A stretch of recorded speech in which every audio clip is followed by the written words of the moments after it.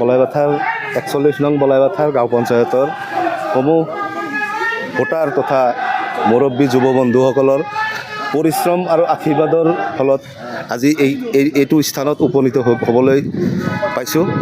গতিকে অনাগত দিনত আমি সমগ্ৰ ভোটাৰ তথা মুৰব্বীৰ আশীৰ্বাদ মূৰত লৈ পঞ্চায়তখন যাতে আমি দুৰ্নীতিমুক্তভাৱে পৰিচালনা কৰিব পাৰোঁ, সুস্থভাৱে পৰিচালনা কৰিব পাৰোঁ, সেই কামনা কৰি আগবাঢ়ি যাম বুলি আশা কৰিছোঁ।